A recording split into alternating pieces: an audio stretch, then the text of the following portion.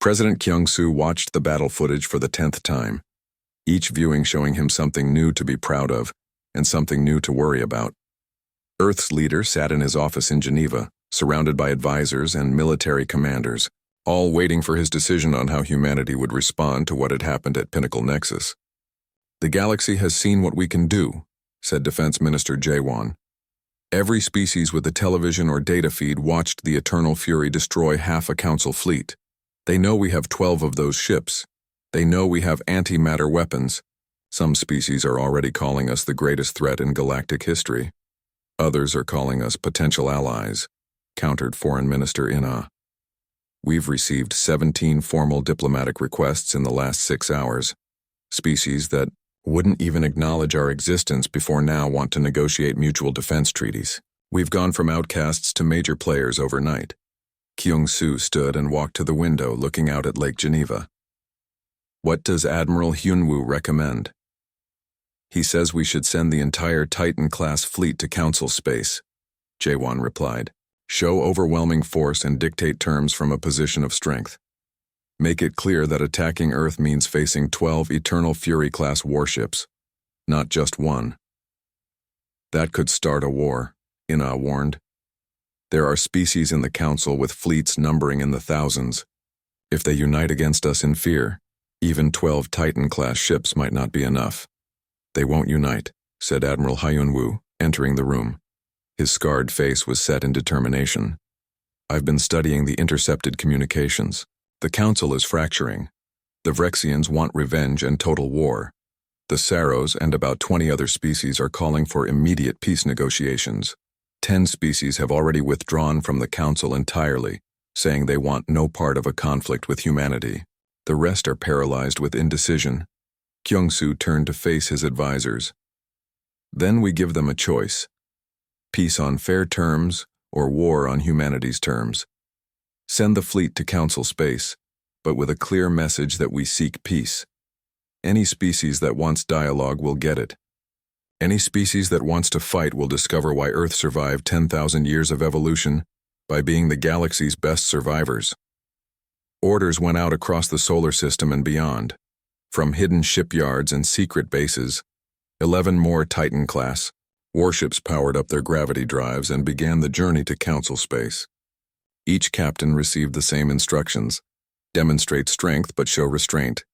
Humanity would not be the aggressor, but neither would they be victims. At Pinnacle Nexus, High Arbiter Velthar called an emergency session of the Council. His compound eyes showed stress patterns that other Vrexians recognized as barely controlled rage. "The human threat is worse than we imagined. One ship destroyed 29 vessels. One ship. And now our intelligence reports that 11 more identical warships are approaching our space. We must act now. Call every fleet, mobilize every weapon. We must destroy Earth before they destroy us." Counselor Thex rose from his seat, his reptilian features calm despite the chaos around him. "High Arbiter, you led us into this disaster. You convinced us to attack a diplomatic mission. You promised that one human ship would be easily captured. Instead, we watched our forces slaughtered while the humans fought only in self-defense. Perhaps the lesson here is that humanity is dangerous precisely because we made them our enemy." "They were always our enemy," Velthar insisted. "Their history shows nothing but violence." "Their history shows survival," Thex countered. "Yes, humans fought wars.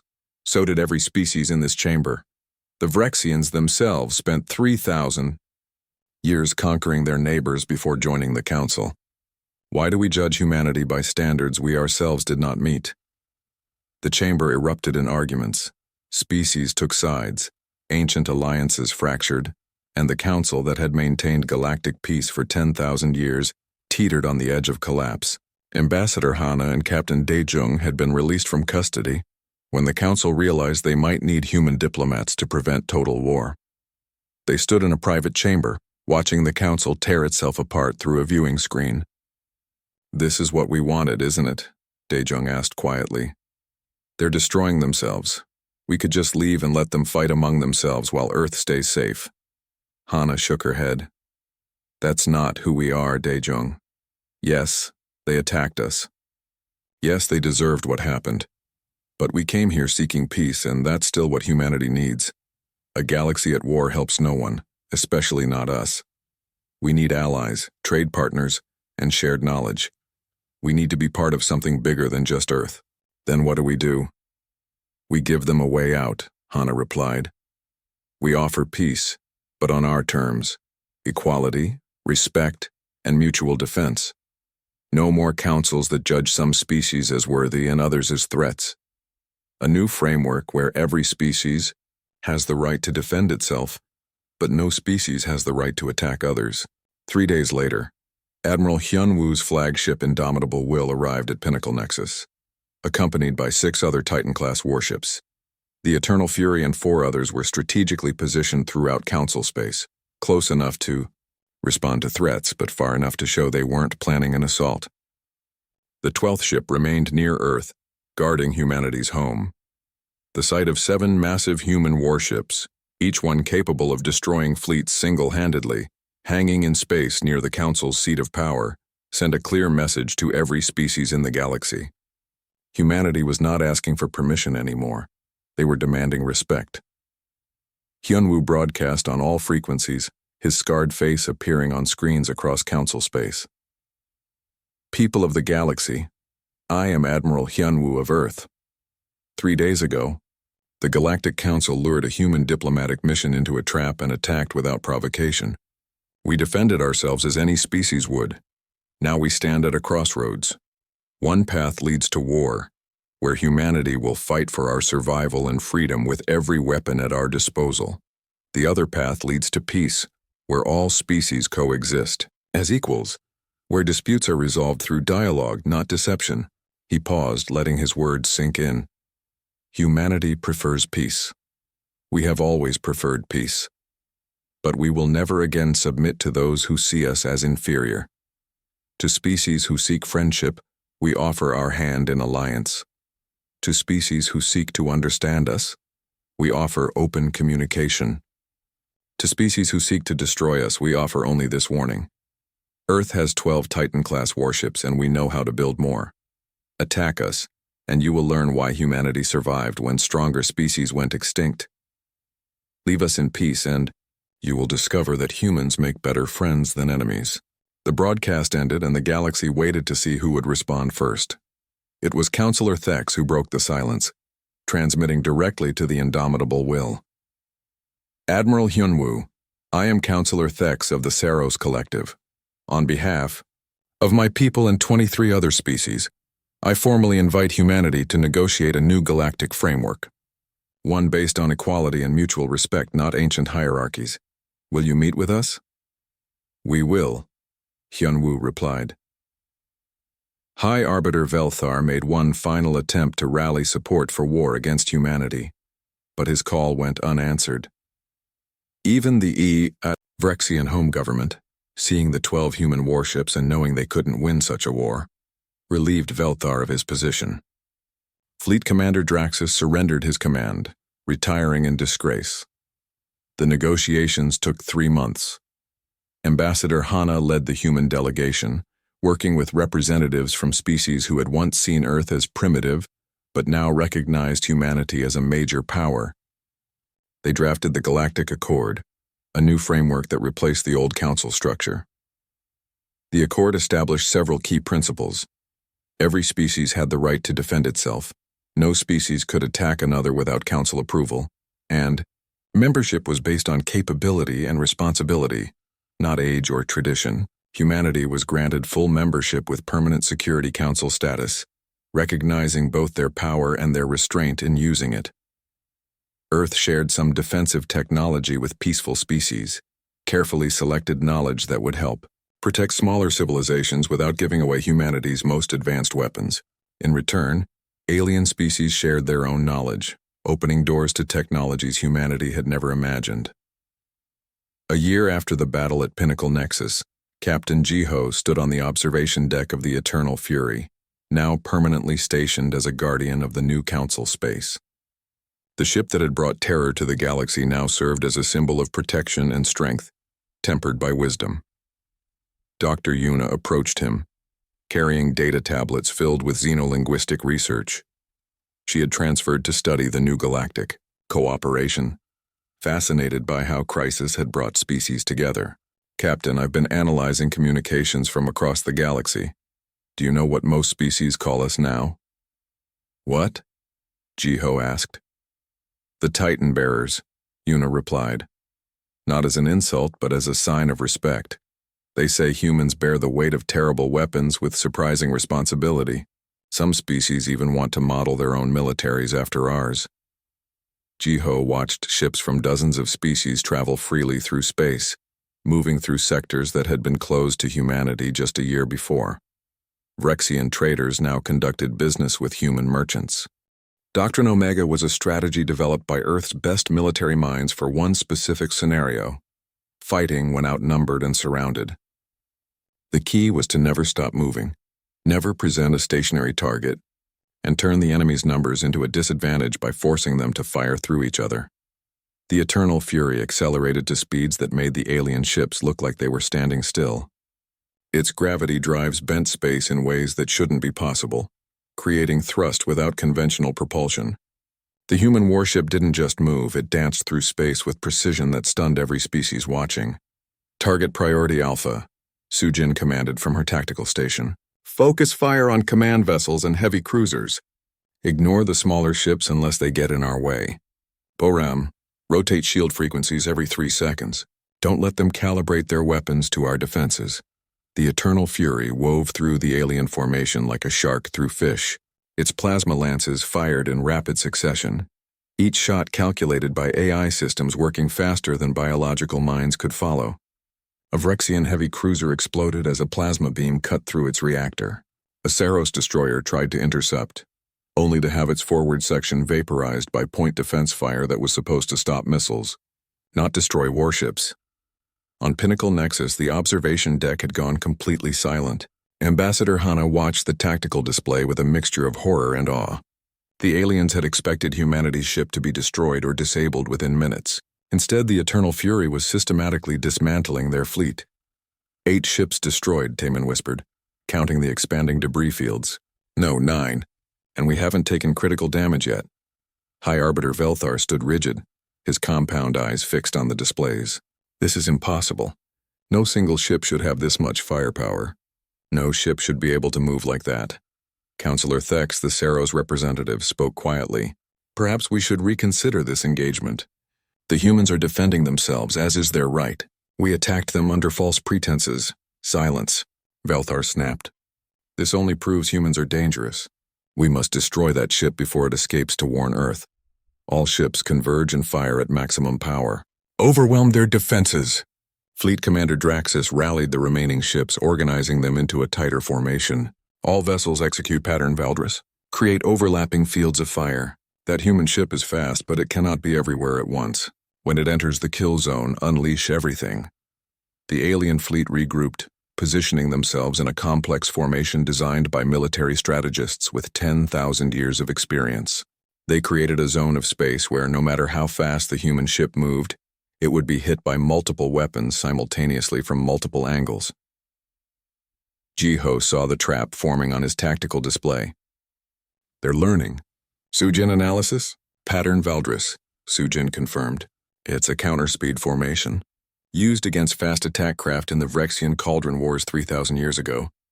If we enter that zone, we'll take concentrated fire from at least 12 ships at once. Our shields won't hold. Then we don't enter it, Jiho said. We go around. Helm, bring us about.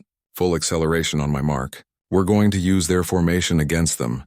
The Eternal Fury suddenly changed direction, using its gravity drives to make a turn that would have torn apart any other ship. It accelerated away from the alien formation, creating distance. They're running, Draxus announced triumphantly. All ships pursue. Don't let them reach FTL distance. But Jiho wasn't running. He was positioning. The alien fleet broke formation to chase the human ship, exactly as he intended. Their careful defensive pattern collapsed as each captain tried to be the one to destroy the human warship and earn glory. Now, Jiho commanded, execute Omega-7. The Eternal Fury spun in place, its gravity drives creating a pivot point that physics said shouldn't exist. In less than 2 seconds, It went from fleeing to charging directly back at the pursuing fleet. But this time it wasn't just using plasma lances. Missile launch, the tactical officer on Draxus's ship screamed. Multiple launches! Hundreds of them. The Eternal Fury's hull opened in dozens of places, and nuclear-tipped missiles poured out like angry hornets. Each missile was independently guided, each one smart enough to pick its own target and adjust for defensive maneuvers. They spread across the battlefield in a deadly swarm. The alien point defense systems opened fire trying to shoot down the missiles. They destroyed dozens, then hundreds. But there were too many and they were too fast. The first missiles reached their targets and detonated. Nuclear fire bloomed in space, spheres of destruction that expanded and merged. The electromagnetic pulses disrupted alien shields and sensors. 3 more ships disappeared in the firestorm, and 5 others were damaged badly enough to fall out of formation. Through the chaos, the Eternal Fury charged forward, its shields absorbing radiation and debris that would have killed anything else. It emerged from the nuclear fire like a demon from hell, weapons blazing. A Vrexian battlecruiser tried to target the human ship, but its sensors were still scrambled from the nuclear blasts. The Eternal Fury's plasma lances cut it in half before it could fire a shot. Another cruiser managed to get a few shots off, but the human ship's shields deflected them effortlessly while return fire crippled the alien vessel's engines. We're down to 31 enemy ships, Sujin reported. But Captain, our shields are at 47%. The nuclear missiles worked, but we can't keep this up forever. Eventually they'll wear us down. Jiho knew she was right. The Eternal Fury was winning, but each victory cost them shield strength and energy reserves. The aliens still had numbers on their side, and if they could regroup and fight smart instead of angry, they might still overwhelm the human ship. There was one option left. One weapon that had never been used in combat. One tool that would end this battle decisively, but reveal to the galaxy that humanity had mastered the most destructive force in the universe. Boram, Jiho said quietly. Charge the Ragnarok cannon. The engineering station went silent for a moment. Everyone on the bridge knew what that meant. The Ragnarok cannon was humanity's deepest secret, a weapon that fired a focused beam of antimatter.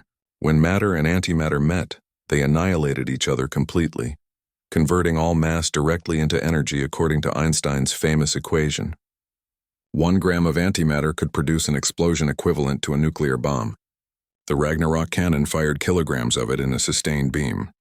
Captain, Boram said carefully, if we use this weapon, the galaxy will know we have antimatter technology. They'll know we have weapons that can destroy planets. They'll be terrified of us. They already are terrified of us, Jiho replied, watching another alien ship explode on his display. The only question is whether they'll respect that fear or try to destroy us because of it. If we hold back now, if we show weakness, they'll never stop hunting humanity. But if we show them what we're truly capable of, they'll think twice before attacking Earth. Sujin pulled up targeting data. The Vrexian fleet is regrouping in Sector 7. 17 ships in close formation. If we fire the Ragnarok cannon at that cluster, we can eliminate most of their heavy units in one shot. Jiho hesitated. 17 ships meant thousands of lives. The Vrexians had attacked them, yes, but was he ready to order that much death? Then he thought of Earth, of the billions of humans who had no defenses if this fleet made it to the solar system. He thought of the children who would die if he showed mercy to an enemy that had shown none.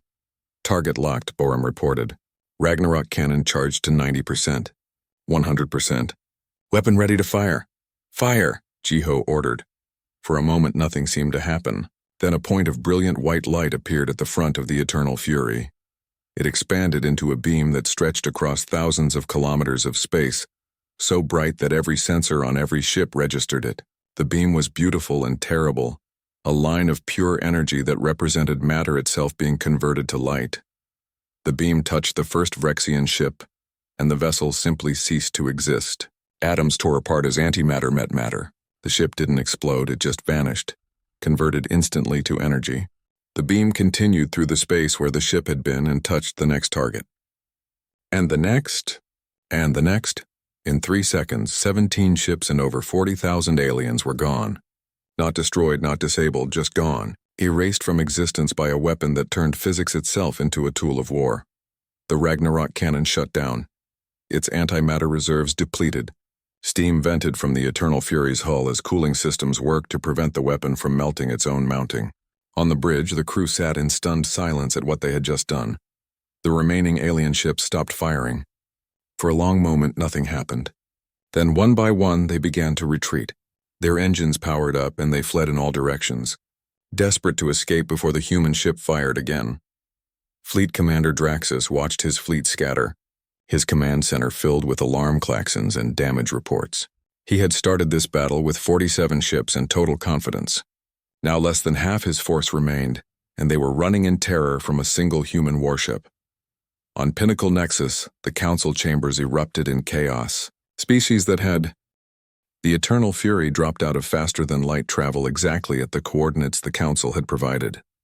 For a moment, space around them appeared empty. Just the cold darkness between stars and the distant glow of Pinnacle Nexus 10 million kilometers away. "Sensors are clear," reported the tactical officer. No ships detected in immediate vicinity. On the observation deck of Pinnacle Nexus, Ambassador Hana watched the live feed with growing dread. Commander Taman stood beside her, his jaw clenched tight. Around them, representatives from dozens of alien species watched the human ship appear on their screens, commenting in languages that translators worked to interpret. "They put our ship in a kill box," Taman whispered to Hana. "Those coordinates are perfectly positioned. Maximum distance from the station, no nearby gravity wells to escape through, and empty enough space for ships to surround them from all directions. Captain, I'm detecting massive energy signatures," the Eternal Fury's sensor operator called out. "Ships are decloaking. Multiple contacts all around us. On the bridge displays, red icons began appearing. First 10, then 20, then 30. They kept coming until 47 alien warships surrounded the Eternal Fury in a perfect sphere, each one positioned at optimal firing distance. The trap had been sprung. Jiho remained calm, though his hands tightened slightly on the armrests of his command chair. "Maintain position. Weapons stay cold. Let's see what they do." The largest alien ship, a massive Vrexian dreadnought marked with Fleet Commander Draxus's personal symbols, moved forward. Its hull bristled with weapons, each one now powered up and targeting the human vessel. "Incoming transmission," the communications officer said. High Arbiter Velthar's face appeared on the main screen, his insectoid features impossible to read but his tone unmistakable. "Human vessel, you are surrounded by the combined military forces of the Galactic Council. Your demonstration is complete. We have seen your ship and we have judged it insufficient for membership. More than that, we have judged humanity itself a threat to galactic peace. That's not what this was about," Jiho said calmly, though anger burned in his chest. "This was supposed to be a peaceful demonstration. You're violating every diplomatic protocol you claim to uphold. Protocols exist for civilized species," Velthar replied. "Humanity has proven time and again that you are conquerors and warmongers. Therefore, the Council has voted. You will submit to protective custody. Your faster-than-light drives will be disabled. Your ship will be escorted to a quarantine facility. Earth will surrender all FTL-capable vessels and submit to Council oversight. Refuse, and we will disable your ship by force." On Pinnacle Nexus, Hana felt her stomach turn cold. Captain Daejung stepped beside her, his face pale. "They planned this from the beginning. They never intended to accept us. This whole thing was a setup to justify taking control of Earth." Taman's hand moved toward his communication device, but Saros guards immediately blocked him. They weren't prisoners yet, but they weren't free either. On the Eternal Fury's bridge, Sujin checked her tactical displays. "Captain, they have us in a perfect crossfire position. If all 47 ships fire simultaneously, even our shields will be overwhelmed eventually." Jiho stood, straightening his uniform. He thought of Earth, of the billions of people who had trusted their leaders to keep them safe. He thought of the decades spent trying to join the galactic community peacefully. And he thought of the trap they had walked into, a trap designed to enslave humanity. "Open a channel to all ships," he ordered. "Broadcast on every frequency." When the channel opened, Jiho's voice was calm but carried an edge of steel that made even his crew stand straighter. "High Arbiter Velthar, Fleet Commander Draxus, and all Council forces. I am Captain Jiho of the Earth vessel Eternal Fury. We came here under diplomatic protection, responding to your request for a demonstration. Instead, you have surrounded us with warships and demanded our surrender. This is an act of war. You are in no position to speak of war, human. Draxus's voice cut in, filled with contempt. One ship against 47. Surrender now, or we will teach you the price of defiance. We will not surrender, Jiho stated clearly. Humanity came to your council seeking friendship. You responded with treachery. What happens next is your responsibility, not ours. This is your last chance. Withdraw your forces or we will defend ourselves. Laughter erupted across the alien communication channels. Some species found the idea of one ship resisting an entire fleet absurd. Others simply saw humanity's defiance as proof of their aggressive nature. Very well, Velthar said coldly. Fleet Commander Draxus, you may fire a warning shot. Damage their shields but do not destroy them. We want the humans alive to stand trial for their arrogance. Draxus's dreadnought powered up its main cannon, a weapon that could crack a moon in half. Energy gathered at the barrel, glowing bright enough to illuminate the surrounding space. Then it fired. The bolt of pure energy crossed the distance in milliseconds and struck the Eternal Fury's forward shields. The impact created a flash of light visible from Pinnacle Nexus. On the observation deck, several alien species cheered, believing humanity's ship was about to surrender. On the Eternal Fury's bridge, alerts sounded, but they were manageable. Forward shields down to 98%, the tactical officer reported. Minimal damage. Shields are already regenerating. Jiho sat back down, his expression unchanged. They fired upon an Earth vessel under diplomatic protection. Rules of engagement are now active. Boram, bring all systems online. Full combat readiness. Sujin, prepare Doctrine Omega. Throughout the ship, battle stations activated. The gravity drives that had been running at minimal power surged to full capacity. Weapon systems that had been cold came online, charging with energy that made the hull vibrate. Point defense systems deployed from hidden compartments, covering the ship's surface with thousands of automated turrets. The Eternal Fury transformed from a diplomatic vessel into exactly what it was always meant to be, a warship designed to fight impossible odds. Human ship, you will power down immediately, Draxus demanded. Your shields will not save you from our combined firepower. Jiho ignored him and opened a channel to Earth Command. Admiral Hyunwoo, the Council has fired upon us. We are engaging defensive protocols. Send word to the rest of the fleet to move into position but maintain distance. If we fall, they need to be ready. Hyunwoo's face appeared on a secure channel, his scarred features grim. Understood, Captain. The galaxy is watching. Show them what humanity is capable of. All ships open fire, Draxus ordered. Disable that human vessel. 47 alien warships opened fire simultaneously. Energy beams, plasma bolts, kinetic projectiles, and exotic weapons humanity had never even seen before converged on the Eternal Fury from all directions. It was enough firepower to destroy a small moon. The human ship's shields flared brilliant white as they absorbed the incoming attack. Energy crackled across the barrier as it strained under the assault. Inside the ship, the crew felt the impact like thunder, but the shields held. Forward shields at 73%, the tactical officer called out. Port side at 81%. Starboard at 79%. Shields are rotating and regenerating. We can sustain this rate of fire for approximately 8 minutes before critical failure. We won't need 8 minutes, Jiho said. Helm, execute maneuver Alpha 7. Full reverse thrust on my mark. Boram, charge the plasma lances. Target the 3 nearest Rexian cruisers. Sujin, activate point defense systems. It's time to show them why Earth doesn't build ships that can't fight. The Eternal Fury had been sitting still, absorbing damage like a passive target. That was about to change. The ship's gravity drives engaged with a force that defied physics, manipulating space itself to create thrust that no conventional engine could match. Mark, Jiho commanded. The Eternal Fury suddenly accelerated backward at speeds that should have been impossible for a ship of its size. The alien formation, arranged in a perfect sphere, was caught completely off guard. They had expected the human ship to try to escape forward, toward the nearest gravity well. Instead, it launched itself directly at the weakest point in their formation. 3 Vrexian cruisers found themselves directly in the human warship's path, with less than 2 seconds to react. Their commanders screamed orders to evade, but gravity drives don't turn on instantly. They were still sitting ducks when the Eternal Fury's plasma lances fired. Beams of superheated matter, each one containing the energy of a small star, lanced across space. They struck the 3 cruisers with pinpoint accuracy. The alien ship's shields evaporated instantly. Their hulls, designed to withstand conventional weapons, simply melted. Metal turned to vapor, atmosphere vented into space, and 3 warships that had served the Vrexian fleet for decades ceased to exist in less than 3 seconds.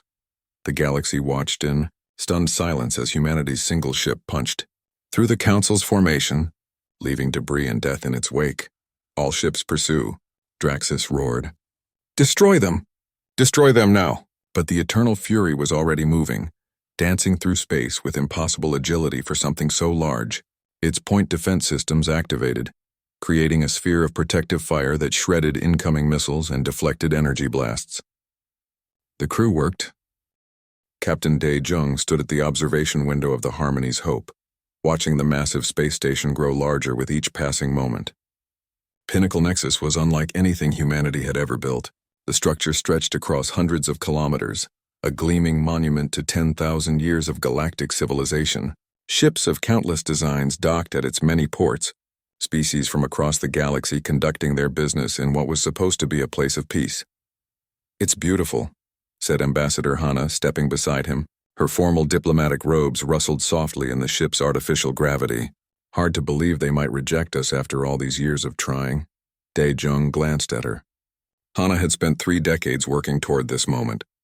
Her hair had turned gray in service to Earth's dream of joining the Galactic Council.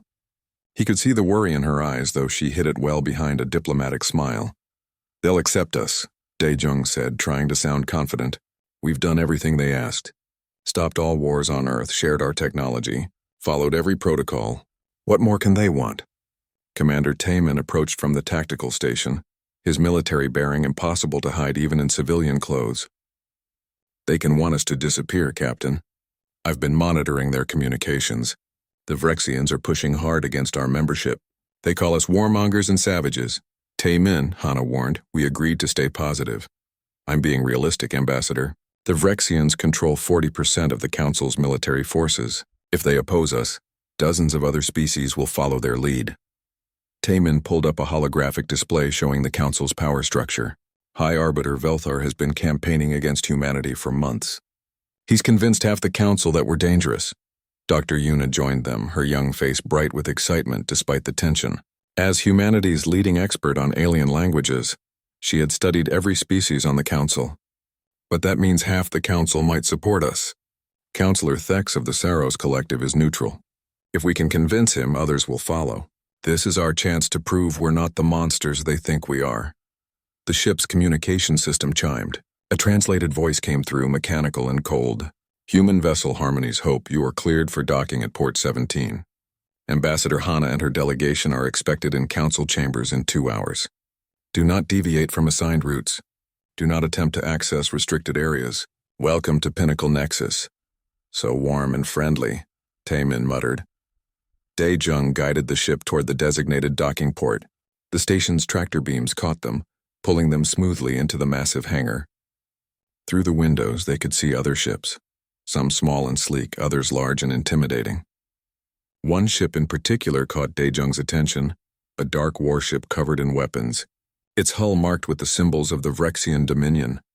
"Fleet Commander Draxus is here," Taemin observed, following Dae Jung's gaze. The Vrexians brought their top military leader to a diplomatic meeting. That's not a good sign. The docking process completed and the crew prepared to disembark. Hana gathered her team of diplomats while Dae Jung and a small security detail would accompany her. Station protocols forbade weapons, so they would be defenseless if anything went wrong. Taemin stayed behind on the ship, monitoring everything from the safety of human territory. The interior of Pinnacle Nexus was overwhelming. Ceilings stretched high above, designed to accommodate species of all sizes. Aliens walked, crawled, floated, and slithered through the corridors. Some looked almost human, others were beyond description. The air was filtered to suit hundreds of different biologies, leaving a strange metallic taste. 2 guards met them, reptilian creatures standing 3 meters tall with scales that shimmered purple and green. Saros Collective soldiers, Yuna had explained earlier, known for their neutrality and professionalism. "Follow," one guard hissed, its translator working imperfectly. "Council waits." They walked through endless corridors until they reached enormous double doors engraved with symbols from every member species.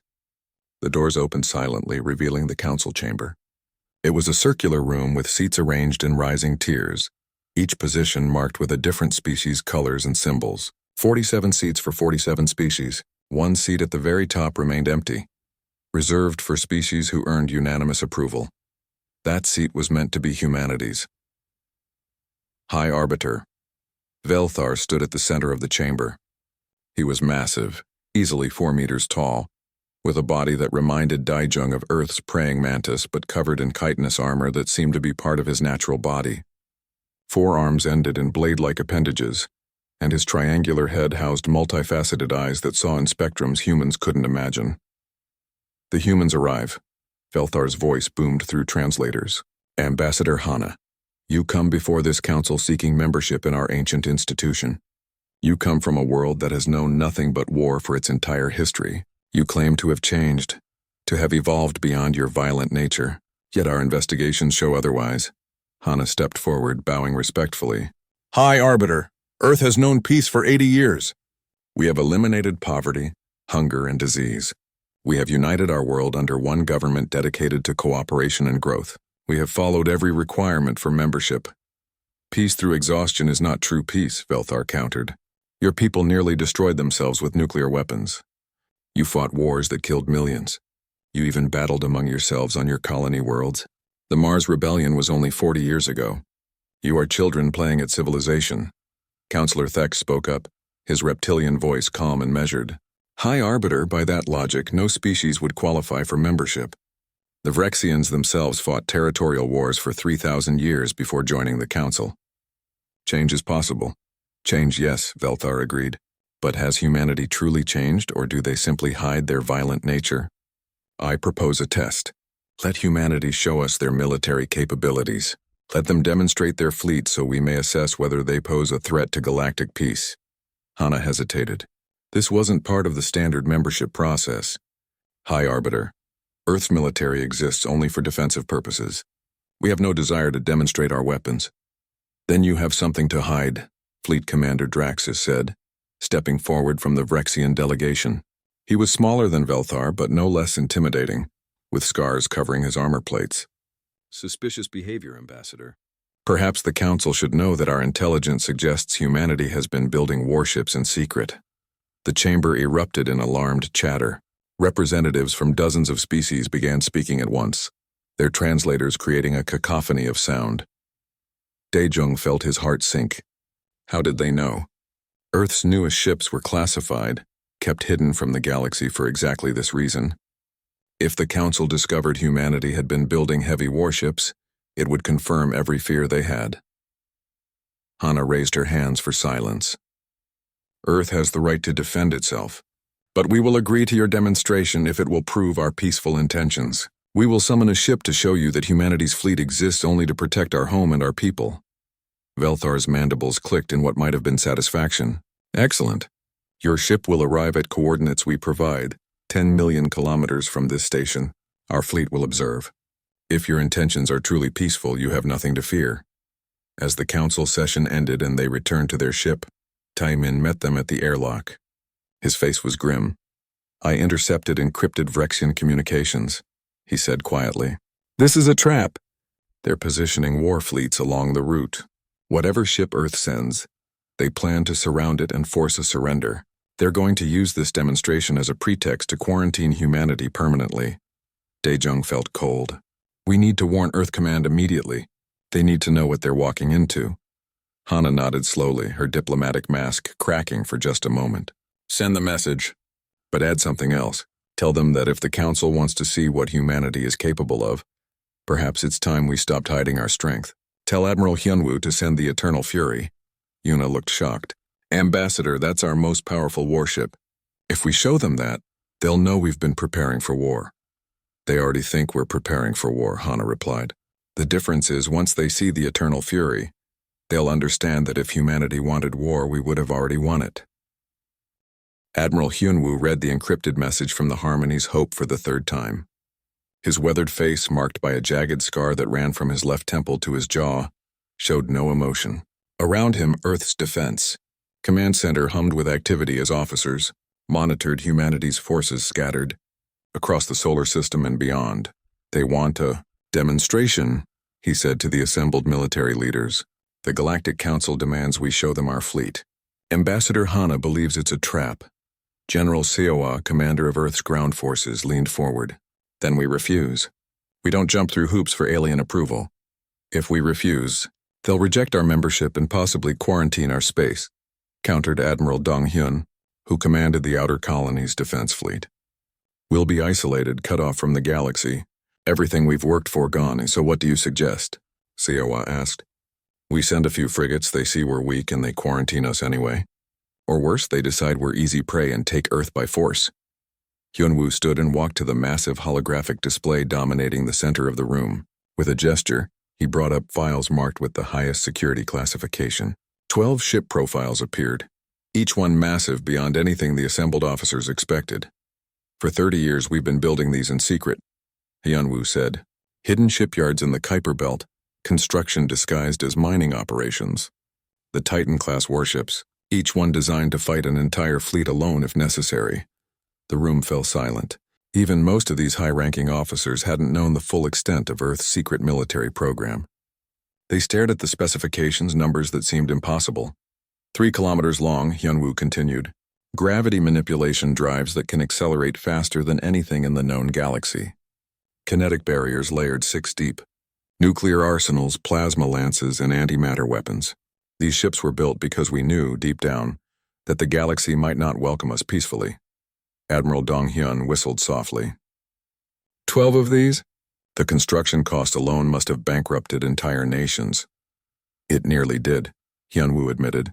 But after the Mars Rebellion, after we saw how quickly peace can turn to war, Earth's government agreed. We would pursue diplomacy, but we would never be defenseless. These ships are humanity's insurance policy. Which one do we send? Siowa asked. The Eternal Fury, Hyunwoo said immediately. Captain Jiho commands her. If anyone can handle a diplomatic demonstration that might turn into a battle, it's him. Far above Earth's atmosphere, in a classified shipyard hidden among the icy rocks of the Kuiper Belt, Captain Jiho received his orders. He stood on the bridge of the Eternal Fury, a chamber so vast that it felt more like a cathedral than a command center. Screens showed data from thousands of systems, all integrated into the most advanced warship humanity had ever created. Orders confirmed, Captain, said Lieutenant Soo-jin, his second in command. She was younger than Jiho by a decade, but had proven herself in the Mars Rebellion as a tactical genius. We're to proceed to Pinnacle Nexus space for a fleet demonstration. Rules of engagement are defensive only. Weapons cold unless fired upon. Jiho studied the orders carefully. Between the official lines, he could read the real message. Admiral Hyunwoo expected trouble. The defensive posture was for appearances, but the fact they were sending a Titan-class ship at all meant Earth Command anticipated the worst. Time to show the galaxy what we've been building, Jiho said. Soo-jin plot a course. Engineer Boram, how are our systems? From the engineering station, Boram looked up from her displays. She was the Eternal Fury's chief engineer, responsible for maintaining technology that pushed the boundaries of physics. All systems optimal, Captain. Gravity drives are calibrated. Shields are running at full capacity. Plasma lances are charged and ready, though officially we're not supposed to mention those. And the Ragnarok cannon? Jiho asked quietly. Boram's expression became serious. Functional. We finished testing last month. Captain, if we use that weapon, there's no taking it back. The galaxy will know we have antimatter weapons and they'll be terrified. Let's hope it doesn't come to that, Jiho replied. But if it does, I want to know it works. The crew prepared for departure. The Eternal Fury's complement was 3,000 personnel, all volunteers who had trained for years knowing they might never see combat. They were scientists, engineers, doctors, and soldiers, united in the belief that humanity deserved to defend itself. As the massive ship powered up, energy readings spiked across the hidden shipyard. Other Titan-class vessels were also receiving orders, moving into position throughout the solar system. Earth wasn't sending just one ship to the demonstration, but the others would remain hidden unless needed. The Eternal Fury detached from the shipyard, its gravity drives engaging with a hum that resonated through the hull. Space around the ship distorted as the drives manipulated gravitational fields, allowing acceleration that would tear apart conventional vessels. Within seconds, they were moving at speeds that would take them to the edge of the solar system in hours. On the bridge, Jiho watched Earth disappear behind them. He had grown up on that blue world, fought in its wars and dedicated his life to protecting it. Now he was flying toward an alien armada that might want to destroy everything he loved. "Captain, we're receiving an encrypted message from Commander Tae-min on the Harmony's Hope," the communications officer reported.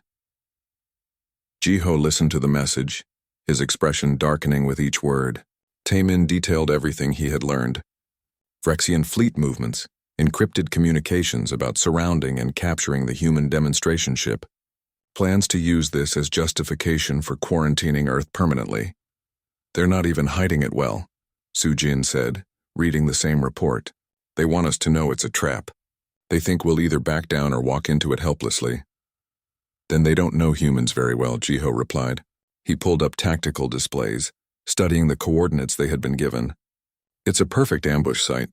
10 million kilometers from the station, far from any support, surrounded by empty space where they can deploy ships in a sphere formation. If we go there, we'll be completely encircled." "Do we proceed, Captain?" Soo-jin asked. Ji-ho was quiet for a long moment, weighing options. If they turned back now, Earth would look weak, and the Council would reject their membership.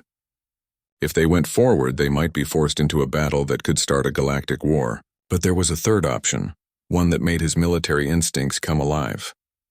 "We proceed," he decided, "but on our terms. Boram, I want you to prepare a little surprise for our alien friends. If they're going to surround us, let's make sure we can break out of any formation they create." "Soo-jin, pull up Doctrine Omega." Soo-jin's eyes widened. Doctrine Omega was a combat strategy developed specifically for fighting against superior numbers. It had never been tested in real combat, only simulations. "Captain, that's an offensive maneuver. If we use it, there's no way to claim we were being purely defensive. They fired the first shot when they decided to ambush a diplomatic mission," Ji-ho said coldly. "We'll follow our orders. Weapons stay cold. But the moment they fire on us, and they will, I want to be ready to show them exactly what a Titan-class warship can do." The Eternal Fury raced through space, its crew preparing for battle while hoping for peace. Behind them, Earth held its breath. Ahead of them, an alien armada waited with weapons ready and intentions clear. In her quarters, Boram ran simulations of the Ragnarok cannon, checking and rechecking every calculation. The weapon had been tested on asteroids and disabled target ships, but never in real combat. If they had to use it, the beam of focused antimatter would prove to the galaxy that humanity had mastered the most destructive force in the universe. 3 days passed as they traveled toward Council space.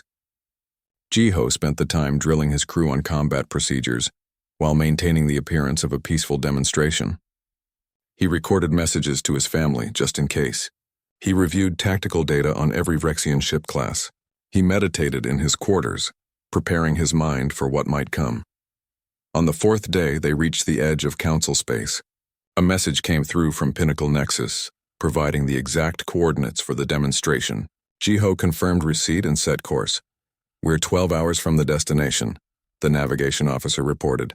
"Sensors are picking up multiple ships converging on the same location. How many?"